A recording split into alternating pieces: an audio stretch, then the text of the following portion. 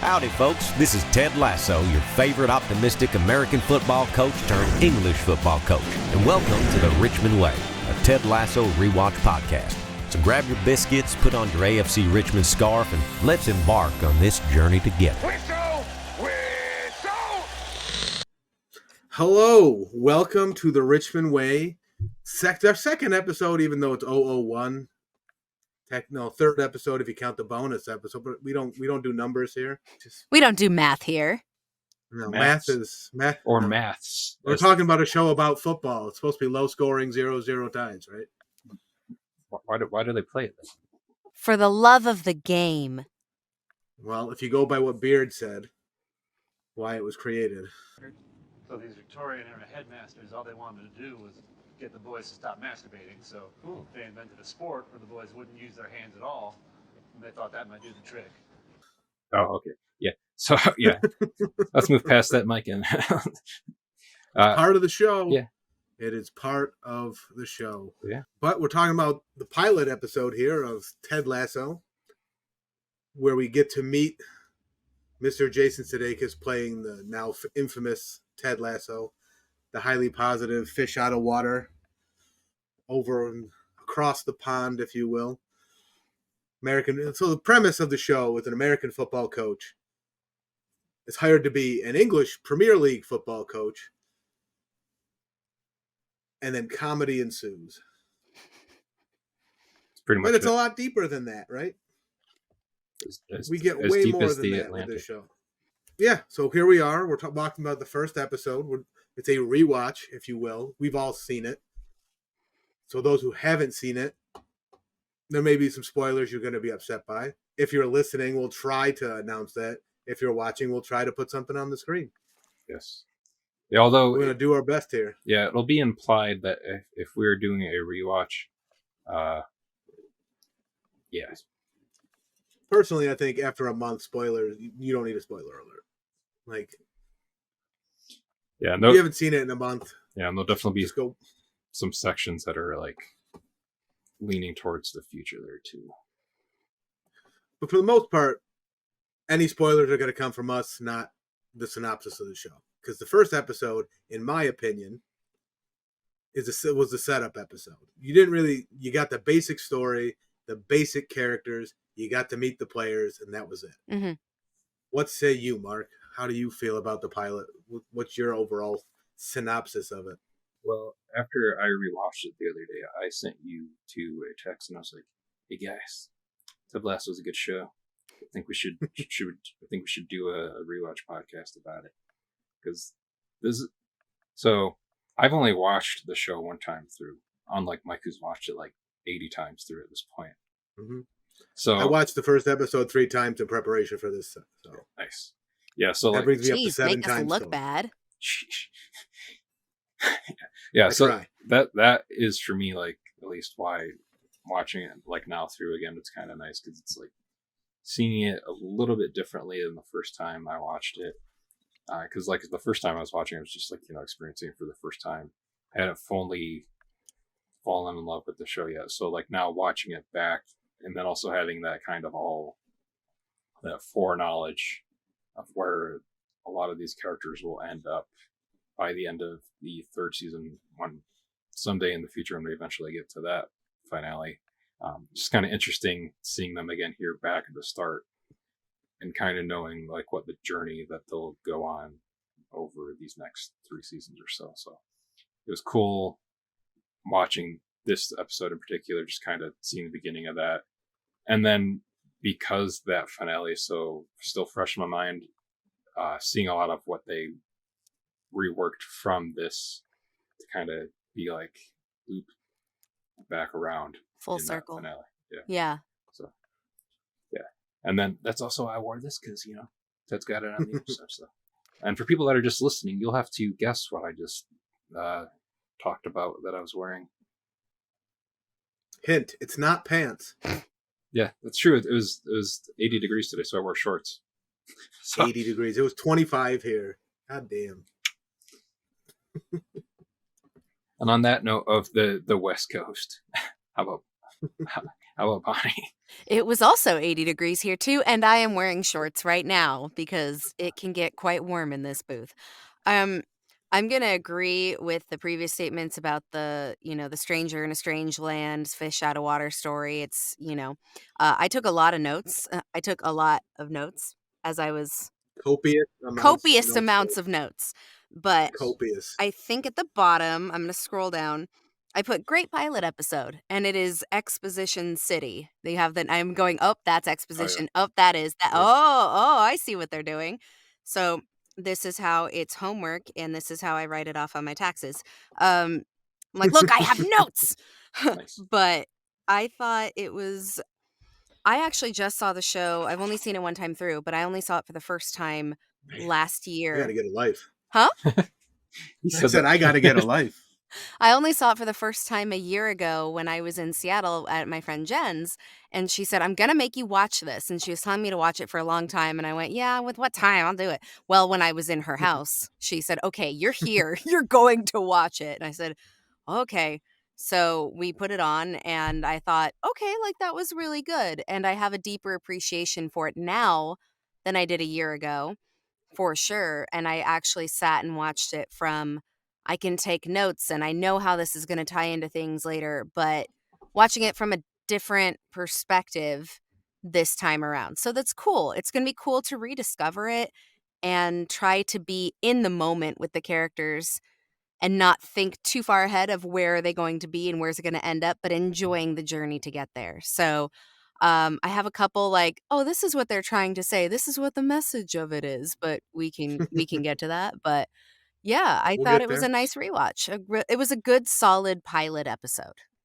Nice. I have a question for both of you guys really quick, because since I showed you to the NBC Sports origins of the character in the last episode we did. Mhm. Now, rewatching this pilot, having watched that, was there stuff that you now recognized as similarities that were brought over from the origins of the character, that some of the jokes that they brought into this? Very much so. I didn't pay The attention fact to that that- as much. I noticed it when we watched the NBC Sports things. Yeah. Him in the car pretending to be on the wrong side. Oh, yeah. The jokes about tea, just all kinds of little things were in there. I mean, I'm glad they changed the character, like I said Yeah. last week, because it would not have been the same show if they did not. Yeah, he was way better this time. They humanized him more versus a caricature, I would say, in the sketches. Because you're only getting 5 minutes to do something. You don't get a lot of character exploration. And this time you get 30, 45 minutes. You have more of that. You're able to do more and show more. But I would agree 100%. I'm glad they made him a lot more likable and a lot more human, and made a lot of what works with the comedy in it is that it's not that it's trying to be funny, and that's where a lot of people get comedy stuff wrong, is they're thinking, oh, I have to make a joke and I have to be funny. It's like, no, the truth is funny. Be funny in that moment. Be funny in the truth. And that's what makes it funny, and that's what makes it beautiful and heartbreaking, and all these things that are I'm going to sound so pretentious, the human experience. Nice. Yeah. I'm gonna. Man, pretentious, copious. We're bringing out the thesaurus this week. Yeah, we are. We are. But yeah, essentially, this episode served, as I mentioned, as a character setup for everyone. I felt Rebecca got the biggest setup, the most storytelling out of everyone. Oh yeah. Ted being second on the list, even though it's a show called Ted Lasso. He didn't really get, you kind of knew who Ted was the moment you saw him. Mm-hmm. Whereas Rebecca, they layered her throughout, gave her different layers in this episode. Yeah. I felt it was, and in my opinion, despite her being the villain, and despite what she's doing, kind of being petty and heinous and just overall a bad, I don't know if it's a bad idea, but just the pettiness of it should make you not like her, because you're being stupid in a sense. You didn't get that. I did not feel 1 ounce of hatred for the villain character. I was I felt like this is an interesting way to get back at your husband, but I understand why, the hurt and all that. Mhm. And, you've been driven to this point, And it was interesting that this is your chosen retribution. Yeah. And it wasn't like so mean where I'm like, I hate you, I'm done, I'm writing you off. Like, you're not a villain. She didn't feel like a villain, I should say. She didn't have that villain. Like Rupert comes on later. Sorry, folks. He comes on later. And you're just immediately like, I hate you so much. Just when he walks in. You don't know who he is yet, but you hate him. Yeah. Oh, yeah. They set it up really well for that. And I want to piggyback off of that and say the reason why, in my opinion, she doesn't come across as like being Cruella de Vil. Like she's not hurting puppies. She's trying to get back at her Mhm. ex-husband. She was betrayed by him. And there's that Right. element of you kind of almost want to say like, I don't agree with you, but go off, sis. Like, like Right. go sock it to him, and maybe Go lemonade. yeah. Go. Yeah, exactly. I put in here one of my notes, Rebecca is a fox. And then I also put I put something about like she's being mother right now. That's me trying to relate to the Gen Z folks. But yeah, she's not in the best she's not the best, I don't want to say character because that's not right. She's not acting with the best intentions, but you don't hate her for it. Right. 100%. You go, Right. no, I get it. Yeah, because she's supposed to be she comes off as the villain. Mhm. Because Yeah. otherwise there is no natural villain in this Yeah. episode. She's the source of the conflict, 100%. Yeah, and like we'll come to see it in the next 2 seasons too. But like this first episode opens on, well, it technically opens on the football players on the pitch playing, but And the fir- opens with a ball sack, let's be honest. Open on some shorts too. yeah, that's George's short shorts later on. Wait, can we say ball sack? I I don't know. didn't say it was dirty. No, he Literally a was ball saying the last name Balzac. Oh, Z. yeah, Yeah. okay. I wanted to I was mention I know. not, for the record. I was not.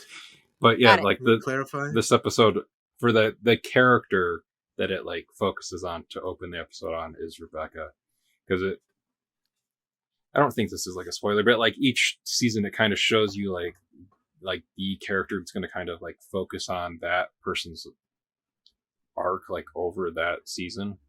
And just because we have all 3 watched this at least once through before, we kind of know that like she's going to have this journey at least through this season. And that's why it's focusing on her here in this episode too. And that's like one of the things like that I liked in here a lot too, was that like I think you'd already said it there, Mike. Like like a lot of the stuff, she has like a lot of the good lines in this episode too, which like after we get through like talk about like the plot of the episode, we can kind of I guess go through like our like character highlight stuff and quotes and whatnot that we liked of it. But I liked also I will eventually see this painting again. That she gives away, or doesn't give away. She gives to an auction. She tries to give away. Yeah, she tries to give to Higgins. Higgins. And she's like, oh yeah, he should have said yes. But yeah, Which, go ahead. I was just I gonna was say. going to move it forward, so go ahead and finish your thought. Well, that's what I was gonna say too. I was gonna say, what would you like to talk about next, Mike? Oh, I was going to say, you mentioned Higgins. He's just another character we meet for the first time. Very spineless, very yes-man-ish.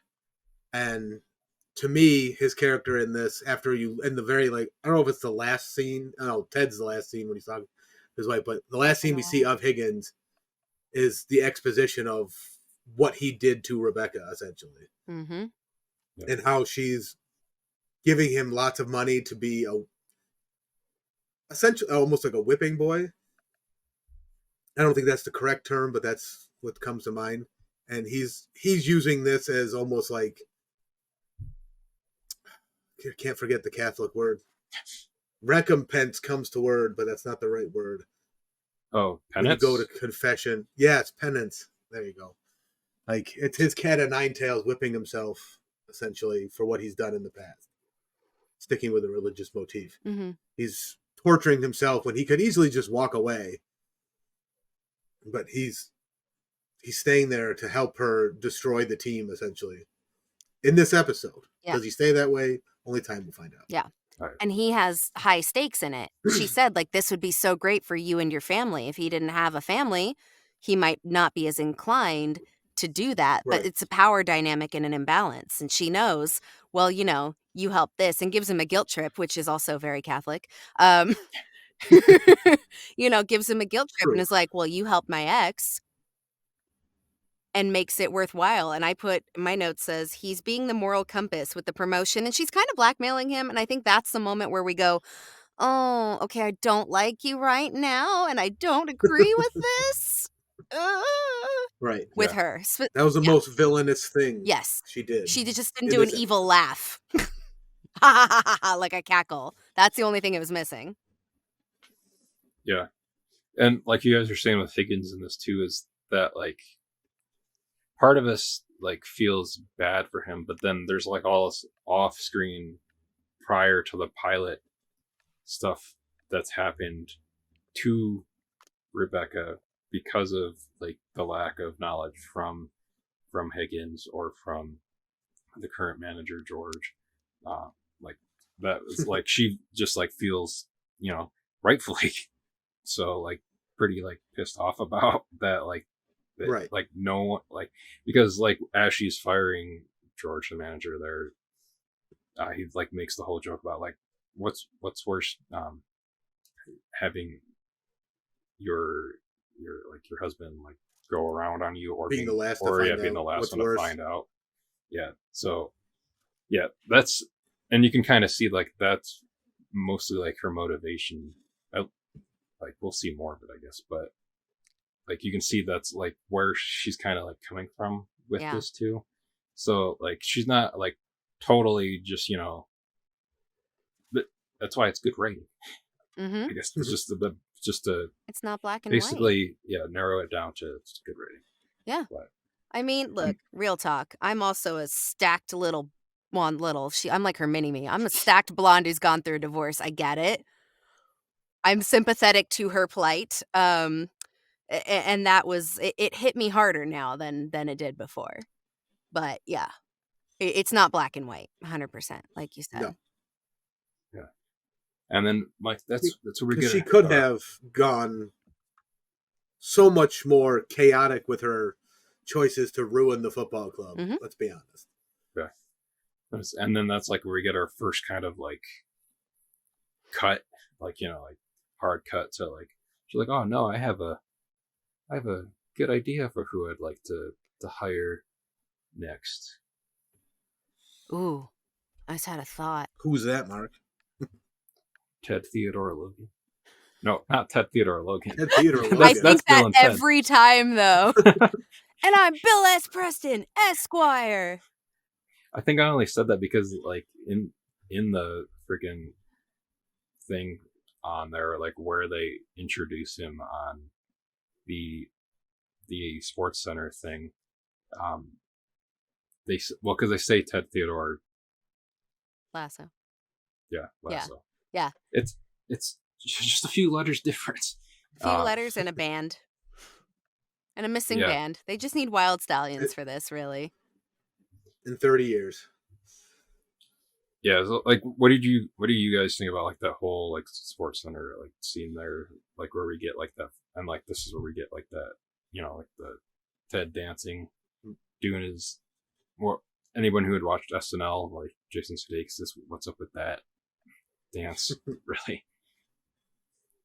What do you guys think about like this whole like our intro, like in the show, like our intro to Ted before like we meet him and Beer on the Plan?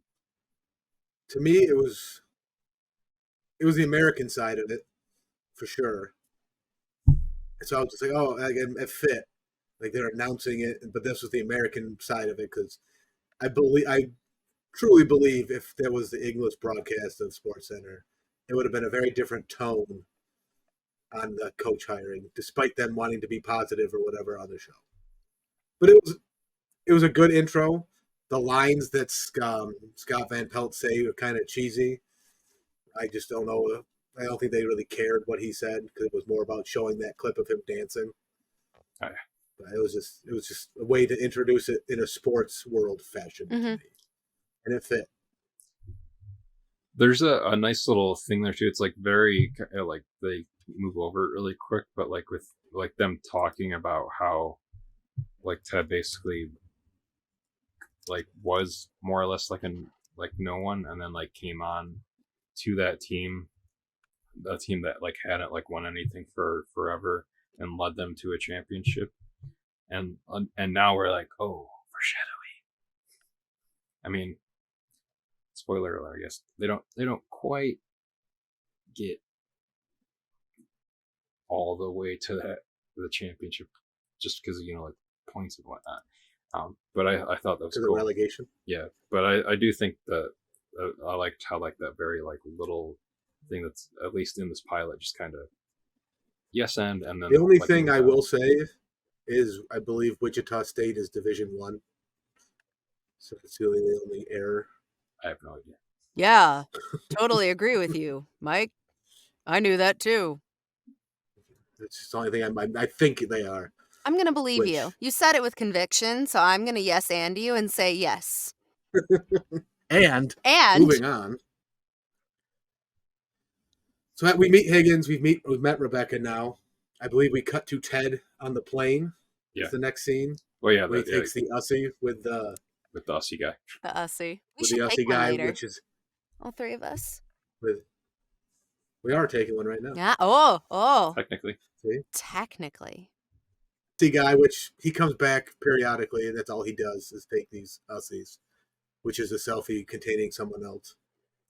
In case you were wondering. It's a great running gag. I love that. It's like, oh, that's fun.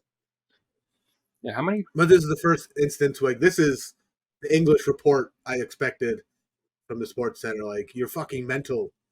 Like, just you're like, what are you doing? Then he walks away, and we meet Beard. It's in the same scene.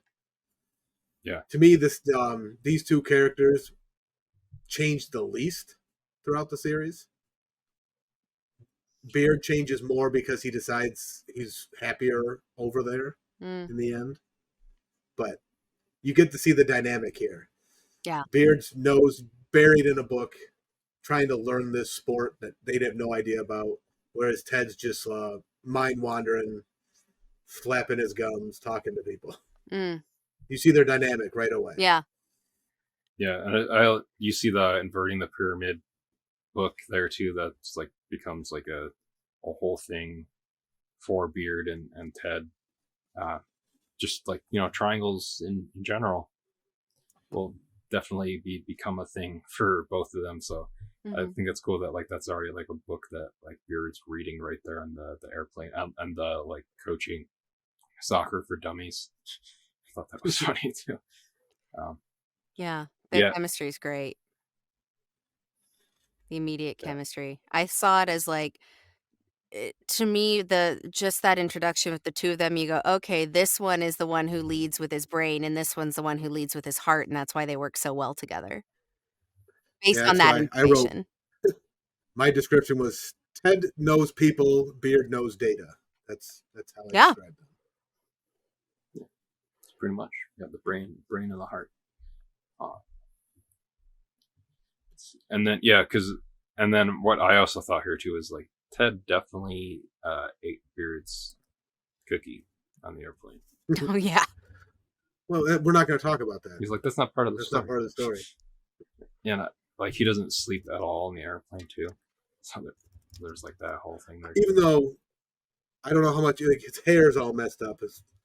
That's like I didn't know if I believed that based on that little fact, I don't know. Oh yeah. I don't have good hair when I leave an airplane for an extended period of time, so. But yeah, I didn't. The more you go on in this, he might not have slept for other reasons. We will get to that. However, I believe the next one we meet Nate. They're on the pitch and they're touching the grass. Feels different but the same. And Nate comes, kind of I forget what the shot's called, where they have the long. Someone's far away and then they like come to camera. Oh, like a racked focus. No, it's not a racked focus. I forget the name of it. It's not important. But Nate comes from across the pitch, screaming, "Get off the grass! Go! Like, what are you doing? Are you crazy?" Like he doesn't know who Ted is, and that's our introduction to Nate. Mm-hmm. this which is interesting too. 'Cause, nervous guy. Like, go yeah, ahead. I was gonna say it's interesting too to like see Nate like that because you can see like I don't know how much I want to like interlay stuff that we know from the future, but like just like how he's acting like a certain way because he doesn't know who they are, so he's treating them a certain way because he doesn't know like the status of like who they're like meant to be. So it kind of shows also like Well, how you Nate get that is right in now this. too. You get that with this. You don't have to know the future of Nate to Yeah. get understand what you're saying. Because yeah, he's bossy. He's screaming. He's yelling at them. And then when he finds out, oh, he's my boss, he's groveling and apologizing. And you can do what you want. I'll go get more grass out of the dumpster. Like, don't be mad at me. Yeah. He's just a So you little get that baby. sense here. I put Nate is a baby, and then no one ever asks my name, and I put the little like emoji next to that in my notes. It just breaks your heart. Like people being nice. Imagine that. Nice to somebody below them. And I hate using that term, but that's exactly what that is. They didn't have to be nice to him, and they were. There's like like above the line, below the line kind of Mm-hmm. dynamic. Yeah, I thought that was interesting. Like like what you're saying there too, and just the small thing of someone like later on, like when they're on the pitch for like the training later, like like you said, with Ted remembering his name. I thought that was kind of Nobody ever remembers my name. and he's like, and he like hasn't given his name yet, and he's like, oh, whenever you're ready. Oh, he's like, oh, Nate. So you can see like how Ted like already is not like infatuated isn't the right word, but kind of just I guess charmed by Nate with like the way that he is in here too. So you can kind of see at the beginning of like that friendship here, which is cool. So I enjoyed seeing like that whole dynamic between the two of them there again in this too.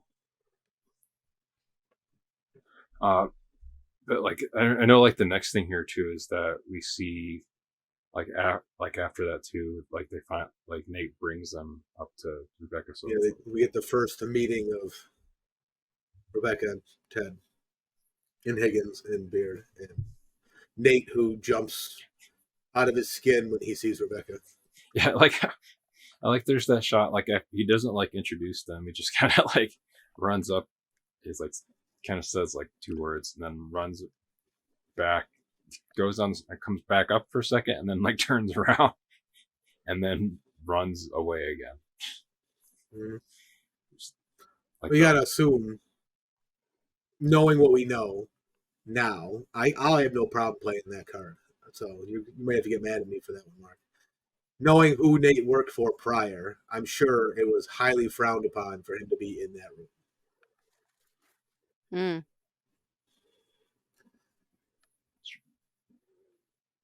But that changes again in the next season. Sure. What did you guys? So here we okay. Oh, go ahead. I was just gonna say, what did you guys think of the dynamic of like Rebecca and Ted meeting each other here in this?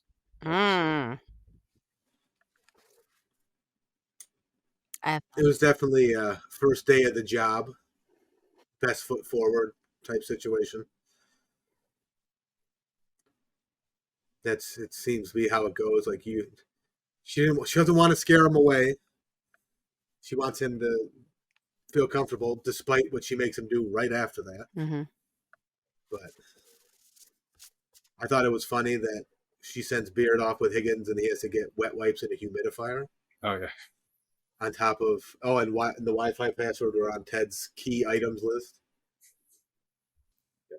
I don't like hot tea, cold tea, any tea, other than the letter T. What about Mr. What T? about Mr. T? And Mr. T's still cool too. But yeah. You know what tea you really wouldn't like is throat coat tea. I have I was going to ask boxes you of about that. that. You know what's really gross?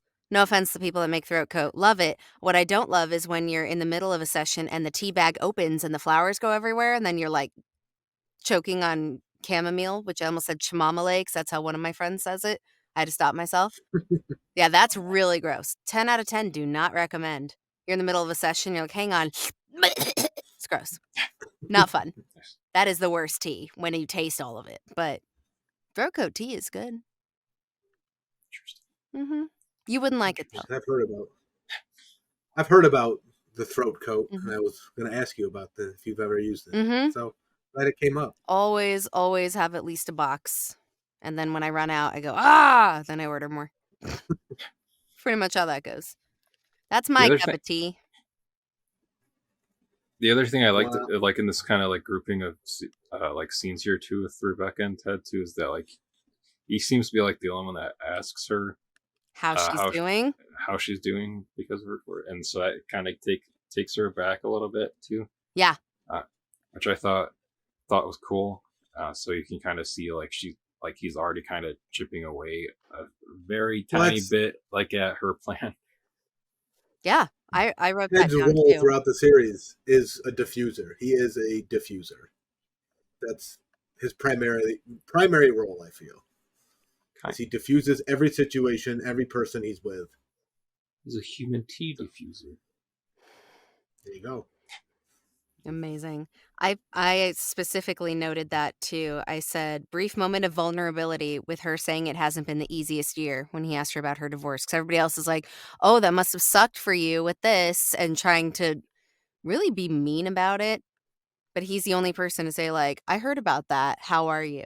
Because he's so refreshingly vulnerable and himself with people. I think she probably wasn't expecting that, but she was in turn vulnerable with him. And I thought that was a beautiful, small exchange, because when you're going through something like that, that can make all the difference. I thought that was a really nice moment. Even though it was very small, I thought it was nice. Yeah, I liked it. Concur. Ooh, big words tonight. Yeah, we're going all out. We're smart Gotta kids. use that Oxford Dictionary. And the Not the commas. Webster.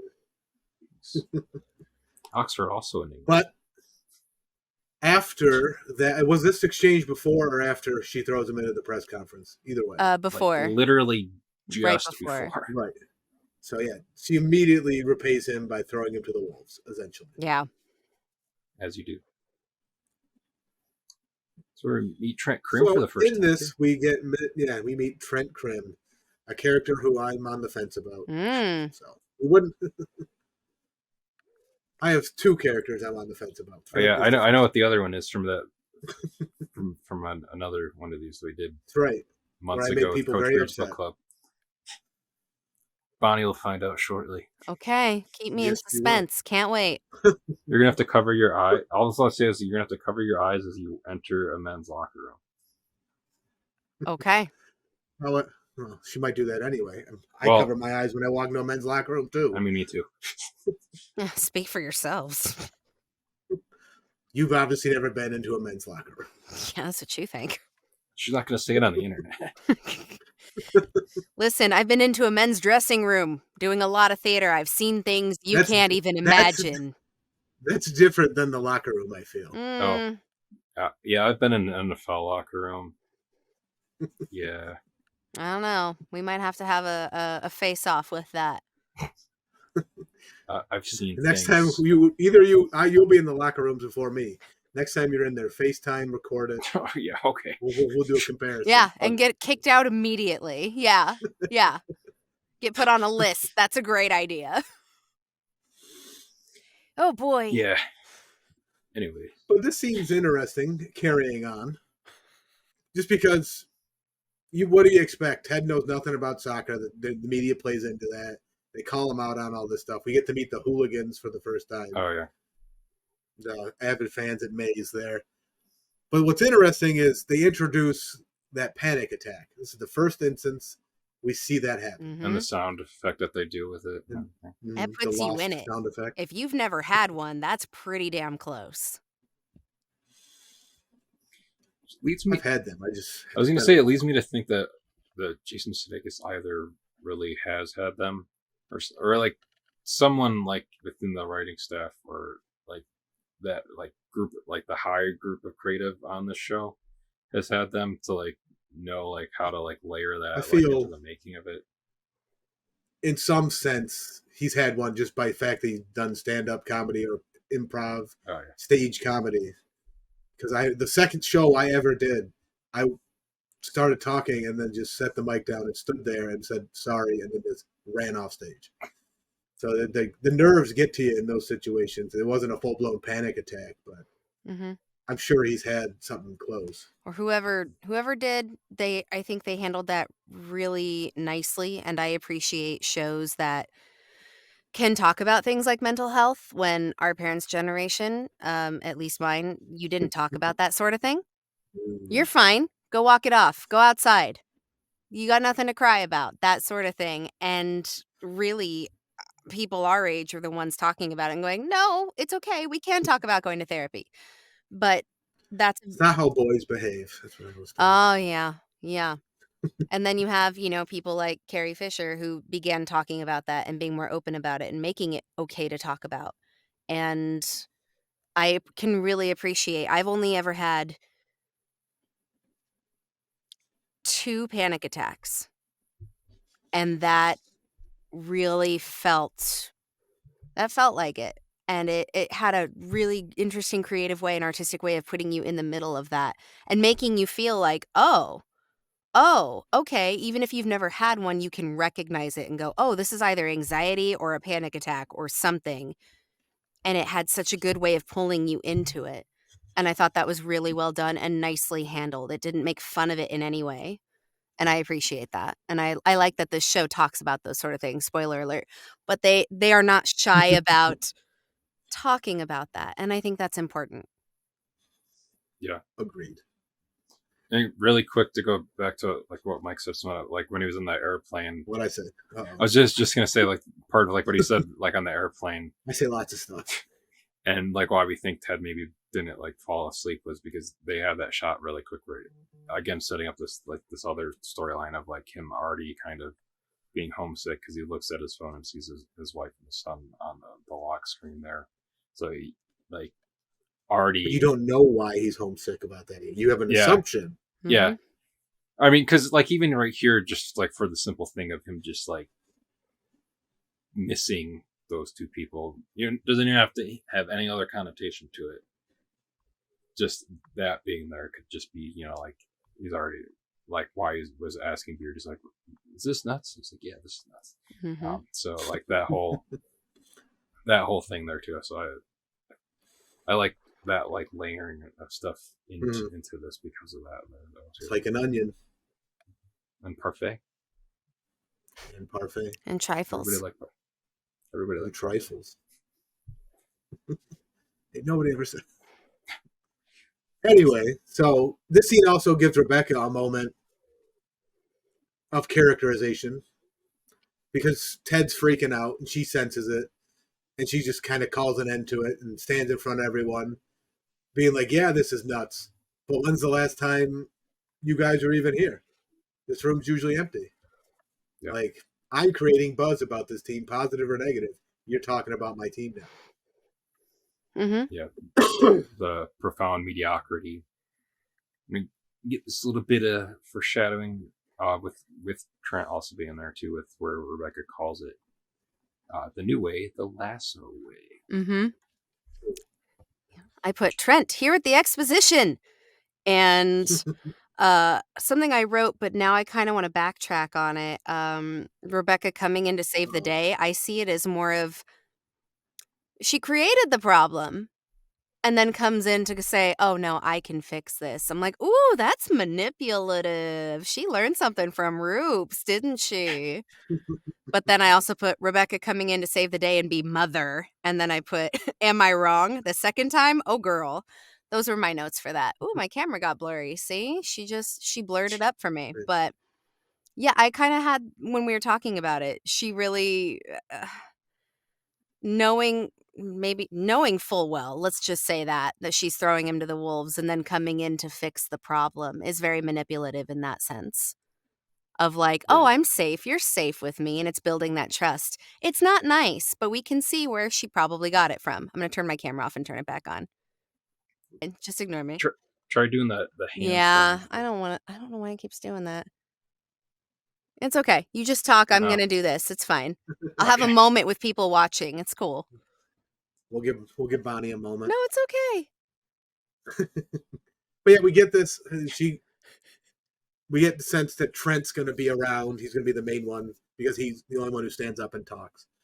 We don't know much about Trent other than he's a reporter with glorious hair. That's true. Because all the other reporters stay the same as well, but we don't know any of their names. At least I don't. Yeah. And then eventually some of them will get nicknames from somebody else. Yeah. But then from here, we finally get to go. I think we get glimpses of the players during this press conference. I think we see Roy. Oh yeah, and Sam. Yeah, and then the French guy who Roy basically is like, nobody understands you. Shut up. Oh yeah, Richard Lamontaire. The French guy. Yeah. Mike said what he said. Oh, that part made me laugh. Well, I put this in my notes too, but like with Sam when he talks here too, I was like, also because Tahib Jamal in this episode is listed as a guest star too, which is interesting. It's like as far as like some other players, as at least I never casting wise. understood the booking titles, so maybe one of you guys can explain them to me better. What star, guest star, with, featuring? What's the difference? Whatever The only- your agent negotiates for you. The only rule I know with that for credits is like for writing credits with like the ampersand and then the word written out or it's so like the ampersand is like a writing team, and then the word and written out is like this person then also came in and wrote. This person after. came in and said, change this, and I get a credit. Yeah. Well, so that's why it's funny on the like very quick side tangent, is on the Marvel movie Eternals that the director Chloe Zavago,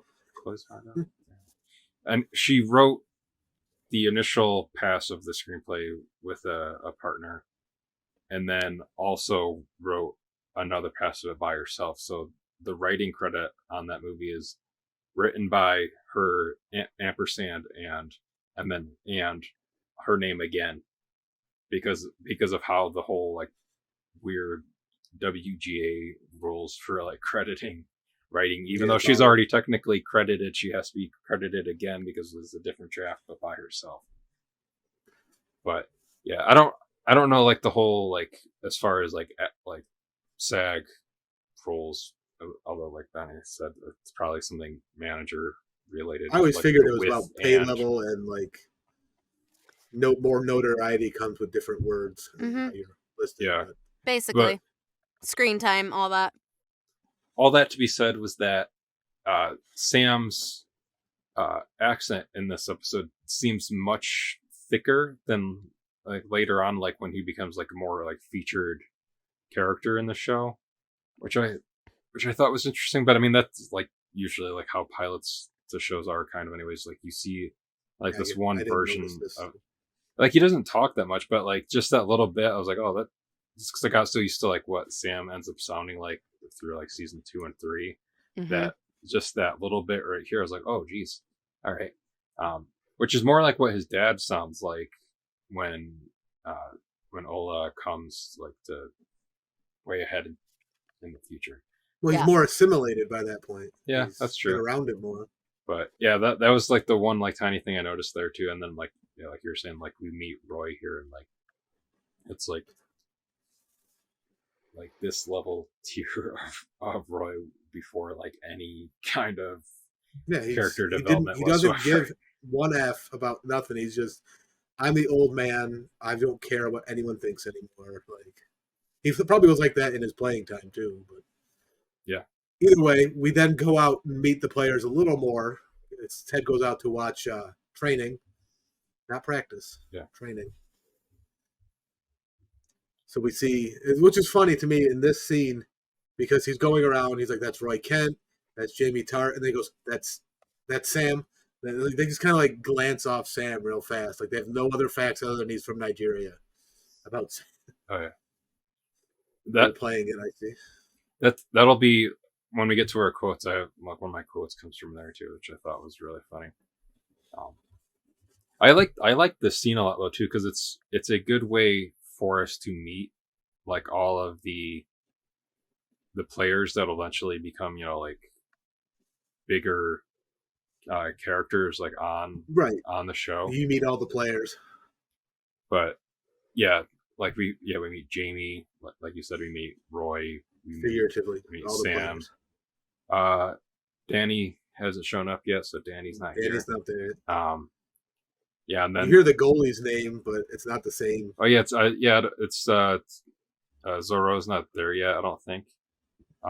Isaac, it's interesting. Isaac's there, but you don't hear his name. Yeah, like it's interesting to see like it was just kind of really funny to try to just like track like some of like the team cast that like we'll get like more with, and then there's like this whole bunch of other cast like that's in this pilot episode that like I don't think we ever see again once they like really narrow down like who they want as like who's gonna be. They're there, they're just over here. Yeah, it's like like I mean Richard's there, like I said, or sorry, Richard Lemater, like the French guy. Yeah. But we don't like Bumbercatch. We don't see Bumbercatch or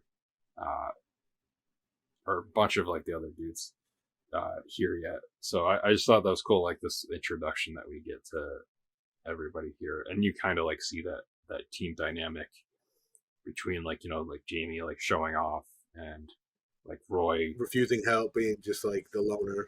Yeah. Too good for everybody. Yeah.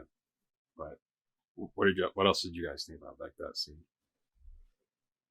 It was the praise handed down to Nate was a good moment in building Nate up into from a Ted perspective. Like the way he was coaching Nate more than anybody else in this open. Yeah. Yeah. Curious of what that sports drink actually was, because it was a very weird color. Yeah, it just looked like well, no, Red Bull's like a different. Looked like flat beer. Yeah. Thought it looked like orange Gatorade. Yeah, maybe it wasn't bright enough. Well, it's different. It's overseas too. They don't. Oh yeah, it could be like antifreeze and things like we do here in the States. Yeah, there's always this like orange like energy drink. Yeah, like from McDonald's. Well, no, there's this like orange energy drink. Like whenever there's like some YouTube series that's like has actors or whatnot from like different countries like going through like their favorite like snacks and foods from like their home country, and usually the actors that are from like the UK, like in Scotland or the part of Ireland that's in the UK or England or like Wales, there's usually like this orange like energy drink that most of them bring up that maybe that's it. But I mean, I think it's supposed to be implied that like I can't pronounce the word that I'm seeing on Amazon is listed as #1 in England. Yeah. Lucozade. Nope, I think it's like something that begins with like a B or something like that. I don't know. But yeah, I think it's like Lucozade and Isostar. I think it's like supposed to be implied that Nate made the energy drink too. So like, yeah, it's like the powdered Gatorade and stuff. Yeah. So like outside of that too, like besides like this, like we get like this whole other stuff with like Ted learning more stuff about soccer here too. And like, what else did you have to say like about like the scene? Well, it's funny because the dynamic between Beard and Ted is also on display, where Beard says nothing, he just nods, and Ted's like, "Ooh, that's high praise. You don't even know."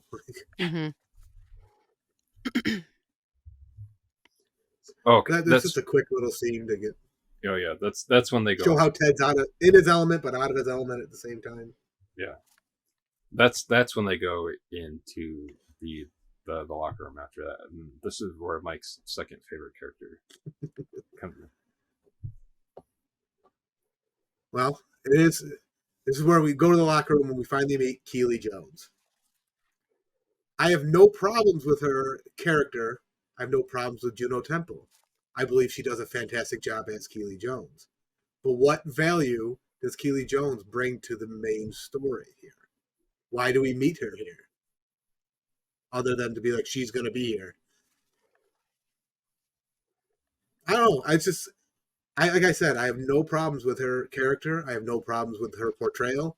I just don't see how she fits in the story. Other than to be, she's not even like the moral compass. I can't think of a word, like, she takes on everyone's grief, essentially. And she's just like, she doesn't get anything from anybody, character development wise, until outside of Rebecca. She's like, those two together, maybe that's a good point to have her. But Well, it can be hard to see it in the first episode, but I felt this way all through season 3. I think 1 through 3. to me, you have the duo with Ted and Coach Beard, right? And then you have Rebecca Mhm. and Keely, and I think it's supposed to be kind of mirroring that dynamic and showing female friendships on TV, which we don't Yeah, always see a and lot of. true. Or they're completely different and no one likes them. Yeah. Usually the female friendships are portrayed as the women are catty to each other, Mhm. but they're friends at the same time. Mhm. And it's not, it's just the stereotype that's portrayed. But, you I know, just from the struggle ladies' from a writing perspective. perspective. From a writer perspective, and having had to cut characters out of things, I feel like Keely is one I would have been told to cut so many times. Hmm. And that's just where I'm coming from. That's fair. Like, That's fair. Not that you needed it's that ingrained- validation from the woman here to tell you No, that's fair, but that's fair. Although, who told you to cut her out? Was it? I don't recall. dude? It's been like, I don't recall. I've paid for feedback. I've entered competitions. I've done all this stuff, and it's usually someone who reads it being like, "This character was pointless. Why are they here?" And like, I had such a strong connection to this character. That's why they're there. Like, and that's why Keely's here. Like, Yeah. someone had a very strong connection, and it works for them in the writer's room. Kudos. But for me, in my head, I'm like, I would have cut this character in my head. When we get to season 3, let's circle back to this to discuss that, because I have an idea, but I don't want to I'm going to spoil it. refer you to when we talked to Coach Beard Book Club after the end of season 2, and I said the same thing. Yeah. I have And I thoughts, made but people I don't mad. want to do spoilers, so I want to come back to it when we get to No, season you're good. 3. Yeah. We will come back. We will go full circle. Let's Full circle triangle. back on that in a couple months. Or you? I don't know. It might be. Yeah, wild. whatever. Oh. We're not mathing here. We said that at the beginning. Speaking of full circle. Yeah. But speaking of Keely, well, I guess eventually, Keely and this person, Roy, like Ted invites Roy into the office there. I also, like, quick side there too, I like this like quick tiny little thing too where they have like Beard and Ted sit down at the desks that are on opposite sides of the office. And they push them Yeah, together. push them together and like that. So you can Before see, you like, caught on to Roy, though, I'm going to interrupt. Okay. Because we didn't talk about the other part of this scene, the characterization of Jamie Tart, handsome Squidward. Oh yeah. He didn't have to say a word, and you already knew who he was based on his hat, Yeah. his tracksuit, and just his way he carried himself. Douche. Yeah. That's what I wrote in my notes. I was like, man, he's a douche. Yeah. Well, see, that's the other thing I ended up like. Now, when I watched this the first time, like I didn't know like where some of the stuff was gonna go, but like having like watched the entire series now too, like that's one of the other things that I really appreciate about the show is that like the show it does it to you like in like a twofold where it makes you like it plays this like good game of like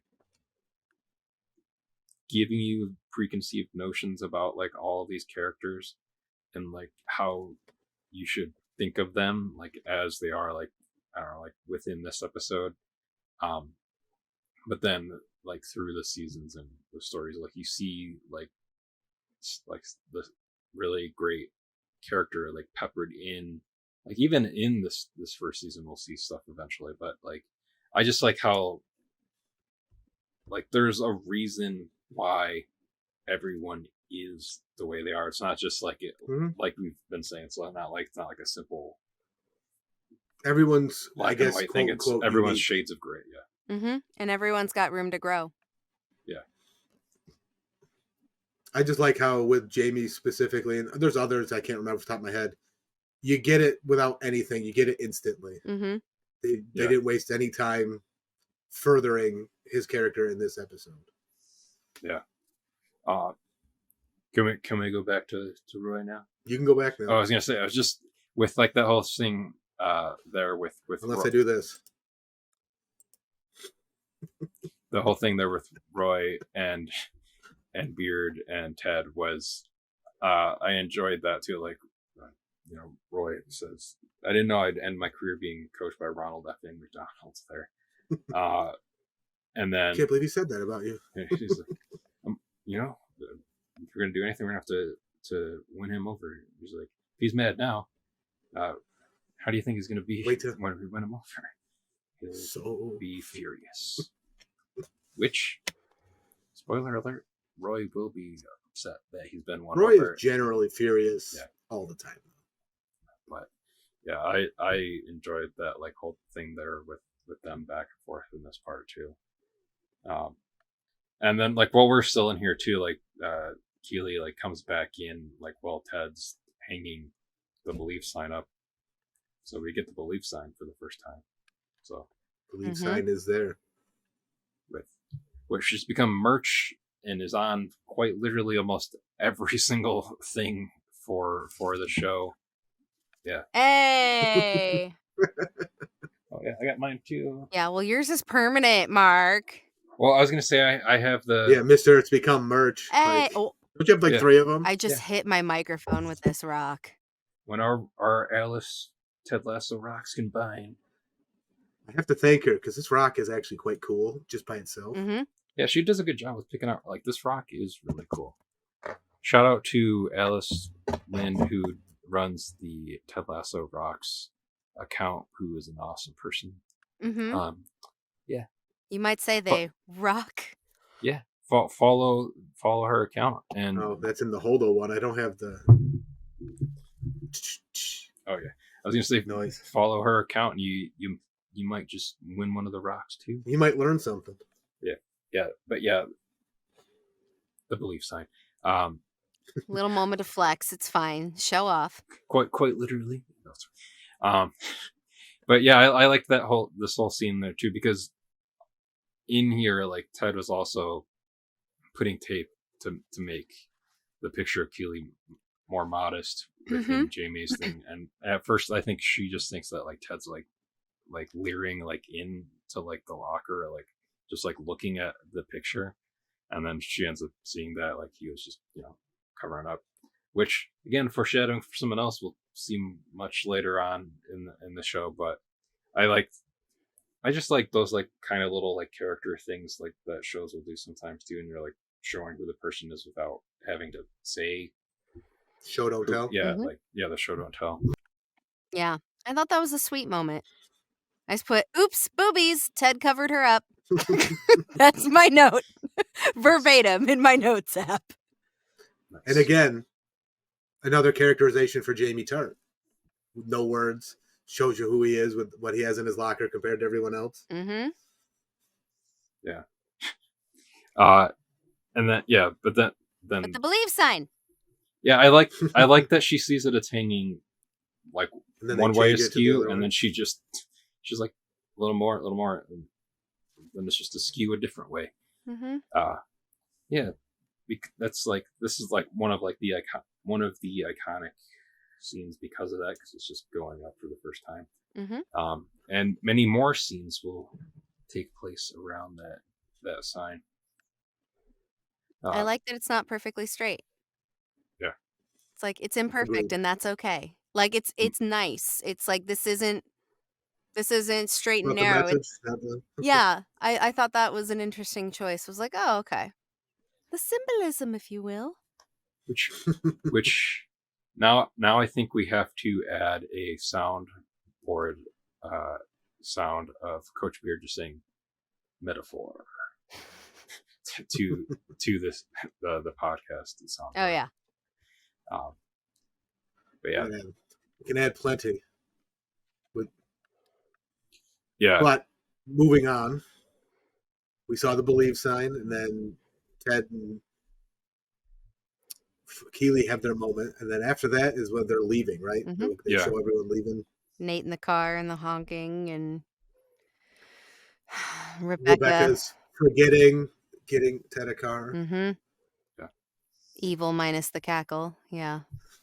Also a little bit more foreshadowing there too, with like them thinking that Nate had the super nice sports car. He's like, oh no, I couldn't handle that, and he's like, this is me right here. Yeah, like you were saying earlier, Mike, with the little Mini Cooper Gremlin type car there, and he's like, look, I'm driving imaginary steering wheel. That's my boy Nate. That's like That was the closest in this episode they came to that original NBC Sports Lasso. That's like the most American Ted in this whole like American tourist kind of Ted. Yeah. And yeah, like you're like in this entire episode here is like him like yeah. But the key point of this scene is when Ted leaves and we have that Higgins Rebecca moment. That's what this scene, like, that's the meat and potatoes of this scene. Yeah. First, she's all nice and I love you, Ted. Secondly, like, as he's leaving, not literally, shouldn't say that, but she puts on the facade like that he's great, and then he leaves and like, I can't wait for this man to ruin this team. Basically, this guy's an idiot. Mm-hmm. It's perfect. It's working, and we get the revelation of what Higgins did. I don't know if you want to call it indirectly to her, but directly to her. Yeah. With her and Rupert there.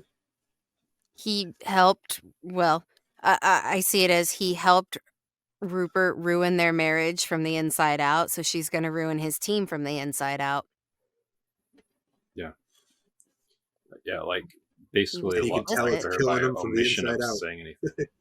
Mm-hmm. Literally killing Higgins from the inside out. Mm-hmm. And he's just so sweet. Don't do that to him. I just want to hug him. Hug him, Higgins. Yep. Yeah, then we like. I think like the next thing after this is that we cut to Ted's Ted in his apartment. apartment.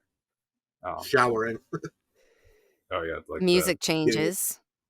Mm-hmm. The depression shower. The depression shower, the loneliness. Which be alone with his thoughts. And... I'm pretty sure they reused this shot of him in the shower, like in the last season. Like I think it's straight up the same shot. Why not? They own it. Why not? Yeah, but and then he's wearing this shirt, the Joe Arthur. Mm-hmm. For those just listening, we apologize. It's a Joe Arthur Kansas City Gate Stack shirt, the one that Ted is wearing, basically, essentially like as a sleep shirt, I guess, in the show. Comfort. It's his comfort shirt. It's his jammies. Yeah, it's his PJs. His pajamas. Yeah. But yeah, and then you can see that. Yeah, we get the phone call. The two phone calls. Two phone calls? Mm-hmm. Kid and wife. I thought that was the same phone call. I thought he made two different conversations. Oh, I thought he made two different phone calls.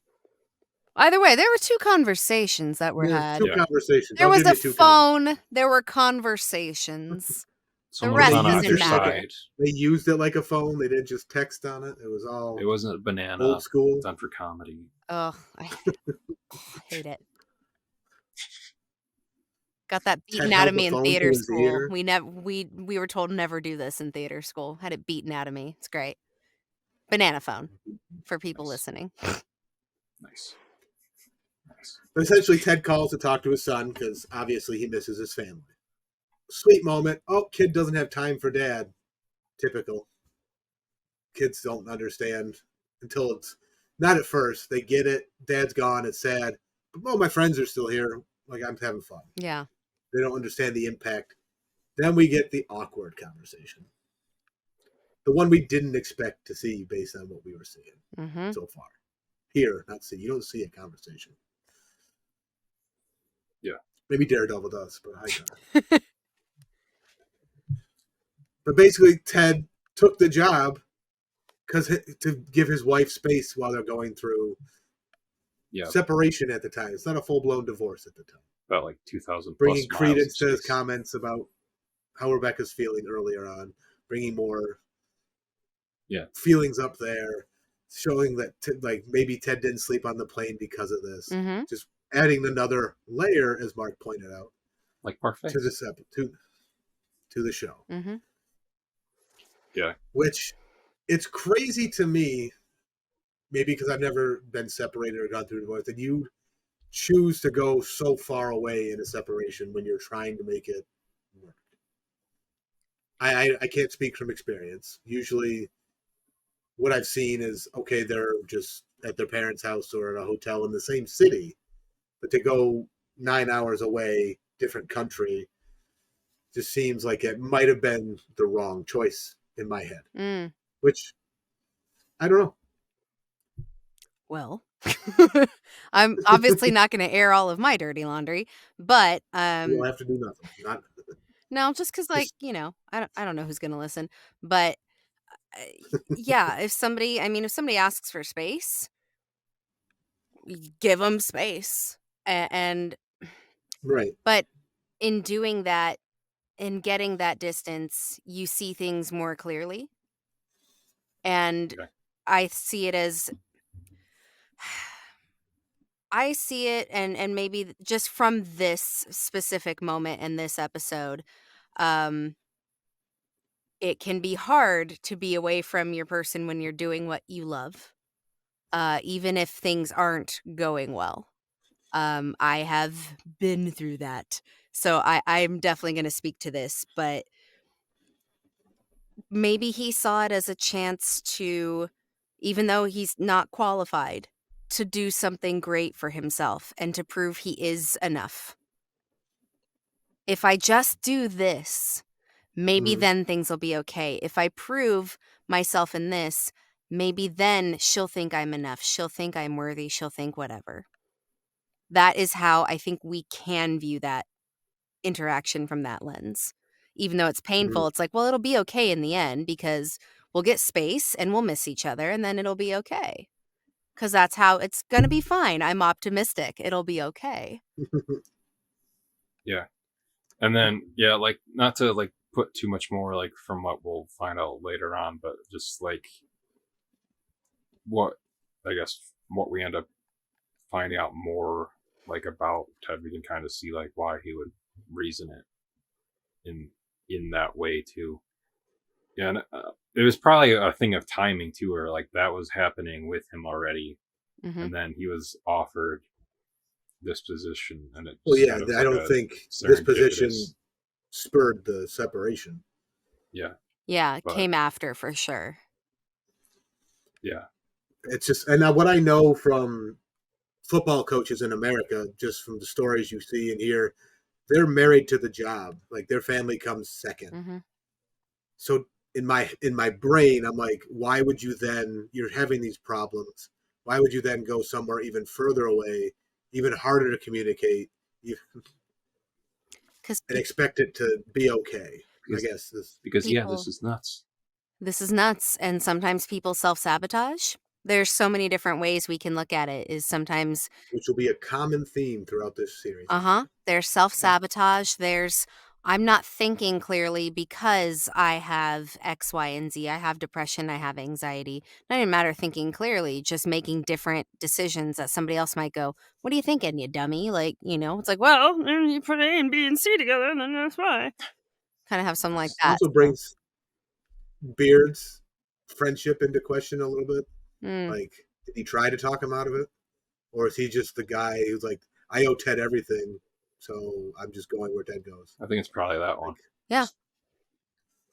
I want to keep an eye on him. Find out later. Yeah. I want to be there for him because he was there for me. And if shit goes south with this, I want to make sure he's not out there alone. You guys want to talk about our favorite quotes from the episode? Oh, I think I already did mine, but yeah, you guys can. I have two, and I'd mentioned hot brown water. That's just because tea is on the mind. Oh yeah. But the first one comes from Rebecca, where she's talking to George, and she goes, "Oh, something's hanging out." Oh, and there's the other one. Noel and Liam, but not necessarily an Oasis. I was proud of my son for understanding that Oasis reference too. I'm proud too. That's great. Yeah, and Teaching them right. I think that's partially because of Lost. because of Drive Shaft is essentially supposed to be like an Oasis thing. Like Charlie Pace's brother's name's even Liam in that. So, you said you had more quotes, Mike? The other one was when Rebecca's like, "Mrs. Welton's my father." That Oh, got me every time I hear it. Oh yeah, I like Ted's follow up to that. It's like, oh, if that's a joke, I love it. If not, I cannot wait to unpack that with you. That's a fun one. And there's a little quip when, because the driver hired to bring him there, they take him to see the bridge. Forget the name of the bridge that they see. Oh, the Tower Bridge. But it's not. Yeah, but it's not London Bridge because that one's not still standing. He's like, oh no. I think it's falling down. It's supposed to be. Yeah. It's been falling down since I was 5, so I don't know if it's actually. London Bridge also in Arizona. They're like the original London Bridge is here. That one fell down, right? Yeah. So my favorite quotes from this, like the Ted, how many countries are in this country? Nate and Beard say 4 at the same time. And then Ted. That was in NBC Sports, I believe. Oh yeah, but then Ted has like this like very like as well. I'm not saying you're wrong. I'm just commenting to get people to watch the previous episode. He's got like has like a very quiet like reply to that where he's like, oh, like America nowadays. Mm-hmm. I hadn't noticed that part of it before. And then I always thought tea was gonna taste like hot brown water, and you know what, I was right. With Rebecca, do you believe in ghosts, Ted? I do, but more importantly, I believe they need to believe in themselves. And then Higgins, some pronounce it Jith. And then the last two were, that fellow looked like a kitty cat when he gets spooked by a cucumber. When he's talking about Jimmy Tart. And then my last one ends up becoming like a classic Ted Lasso line that smells like potential. Mm-hmm. That's what I had for mine. Nice. That's a good way to close it, isn't it? Yeah. Well, we got a little more. Yeah. Just a tiny bit. We're going to talk about some foreshadowing and Easter eggs. Just yeah. A little more. Like my foreshadowing stuff I had in there, the fizzy water, the Hockney painting, Rebecca gives Ted a tour of the stadium and he asks her if she's okay from her divorce. But I guess that's like more just tying stuff in later. And then Rebecca Wetland walks in and calms the press down, stating, we kind of talked about this, that she calls the new way the Lasso way. And then I think, Mike, you covered, or you had although I guess this can kind of be in the soundtrack too. Yeah, it's the foreshadowing I picked up on just having watched the season and all the series and all that. The first song you hear is called No Future. Yeah, Sex Pistols song. And I'm just like, oh, that's trying to say in my head, that's what we're going to expect. Ted has no future here. Whether it be what happens throughout the series, or it's going to be like what happens at the NBC Sports thing. He's fired within 6 hours. There's no future. Yeah. The theme song, specifically, while it's upbeat and joyful, if you listen to the words, though, it's kind of not. And it's kind of foreshadowing, in my mind, Ted's place within this world he went to. This might be all that you get. It might be all that you get. Heaven knows you've tried. And then the key change at the end when they say heaven knows, it's just like goes from upbeat to this. Resigned. Really? Yes. Yeah. Like a And then I sigh. just mentioned, Yeah. essentially. And then the panic attacks, I just mentioned that they start with those. And so far, I was gonna put this like every few episodes, or like just kind of touch in at the end of the episodes. I know some of us are Ted Becca people, and some of us are not. By the end of this episode, Ted Becca no inkling of where to be seen at this point. Well, Ted's still married, so Yeah. he's not looking. Well, he's not. And the only reason I'm including this because when I finally got Mike to watch Ted Lasso, the first message I ever got from him as a reaction to It's true. Ted Lasso was Mark's going to frame it and make a shirt out of it.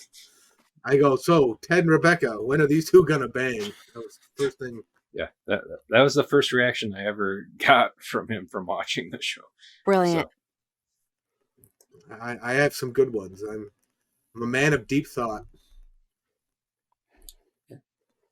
Yep. And if you're still listening, I'd love for you guys to count the amazingly large words we used in this episode. Give us a rundown. See if you remember them all. See if we remember them all. Because I don't. yeah. Whistle! Whistle! Amazing.